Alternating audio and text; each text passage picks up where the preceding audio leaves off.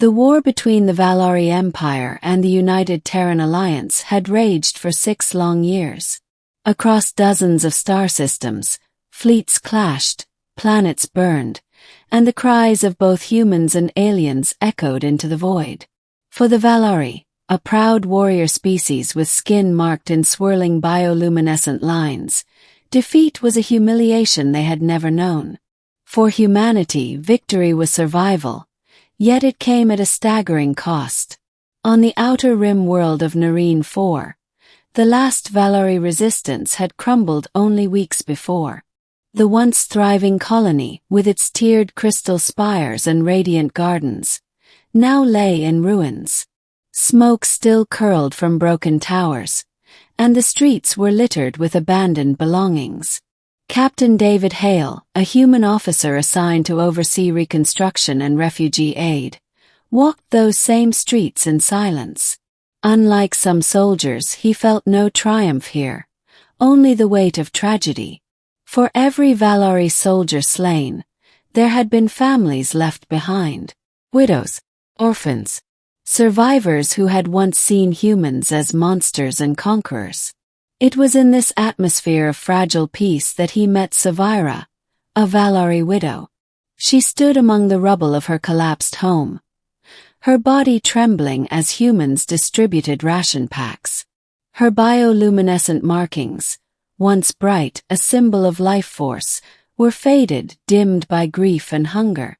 Her husband, a Valari officer, had perished in the final battle. With no family left, she had become one of many widows scorned even by her own people, who whispered that her husband's death was her fault for not praying hard enough to the ancestral spirits. When David approached, Savira lowered her eyes, afraid. Valari had been taught that humans were cold, brutal, unyielding in victory. But instead of cruelty, she heard gentleness in his voice. "You don't need to fear. We're not here to harm you," he said, kneeling slightly to meet her eye level. He extended a ration pack toward her. Her thin hands shook as she accepted it. Why would a conqueror feed the defeated?" she whispered, her voice breaking. "Because you're alive," David replied simply. "And that's worth protecting." That moment, brief as it was, planted a seed. Days turned into weeks. Savira, with nowhere to go, remained near the refugee camp. Most humans kept their distance from Valari civilians, suspicious of betrayal. Likewise, most Valari spat curses at the humans, clinging to bitterness. But Savira, she found herself drawn to the one man who had not looked at her like she was an enemy.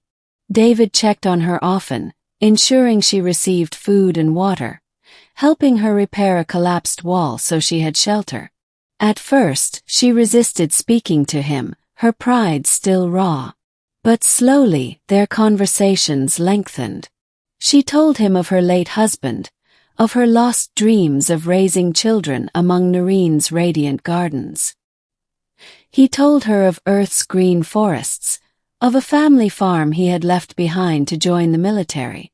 Despite their differences, there was a strange familiarity between them. Two people burdened by war, clinging to scraps of hope. One evening, as the sun dipped below the ruined skyline, Savira broke. "I am nothing now," she said, sitting in the shadow of a shattered spire. Tears glistened in her eyes, catching the dim light of her markings. "My husband is gone. My people scorn me. My home lies in ruins. Cannot fight. I cannot even feed myself without your pity. Tell me, Captain Hale, why am I still alive?"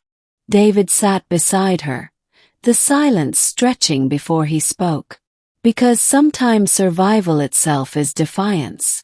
You're alive because you're strong enough to endure what others couldn't. And strength isn't just in battle, Savira.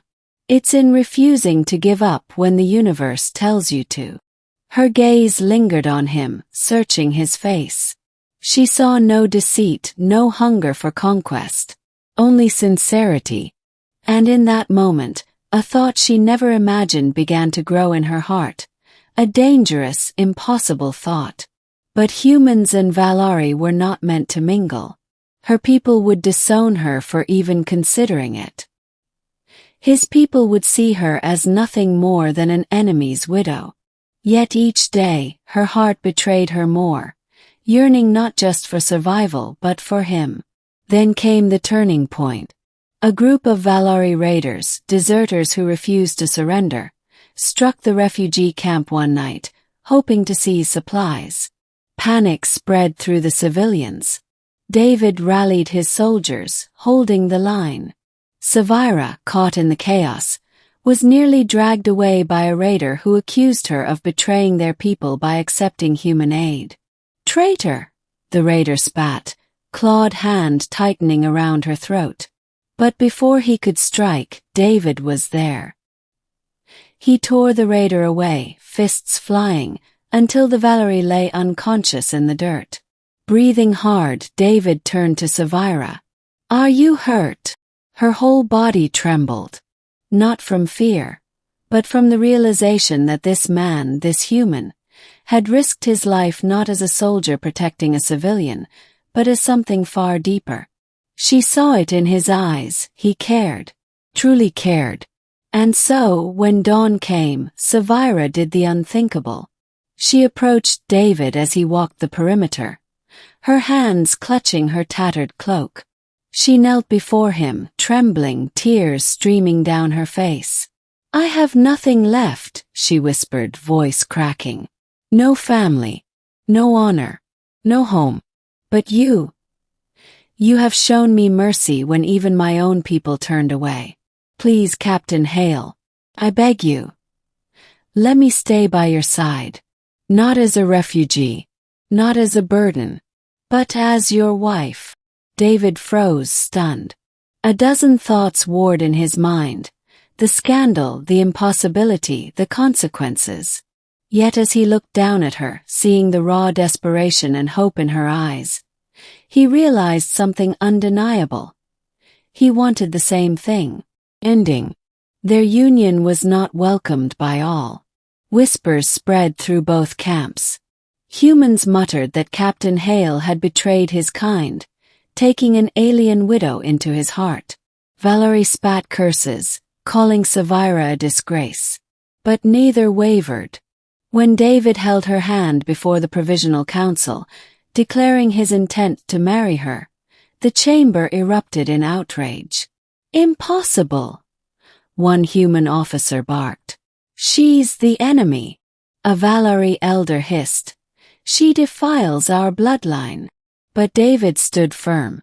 "If we can't see beyond blood and war, then what was the point of all this death? If we can't build bridges from the ashes, then peace is a lie." His words silenced the room. The ceremony was small, held in the ruined gardens of Nareen 4. Flowers, struggling but alive, pushed through cracked stone. Savira wore no finery, only a simple woven shawl. David wore his military uniform, its edges worn from battle. And yet, as they spoke their vows, his inhuman tongue, hers in the melodic language of the Valari, it felt more sacred than any grand celebration. That night, under the alien stars, Savira lay against him, her markings glowing faintly once more. She whispered, "Do you regret it? Choosing me?" David kissed her brow. "Never. You're not my enemy. You're my future." In time, their love became a symbol. Where soldiers had failed to unite two species, a human and a widow had shown what compassion could build. Other unions followed, slowly, cautiously, but the seed was planted. Years later, when their children played in the restored gardens of Nareen, neither fully human nor fully Valari, the people of both worlds looked upon them not with scorn, but with wonder. They were proof that something new could rise from the ashes of war. And it all began the day a poor alien widow, trembling and broken,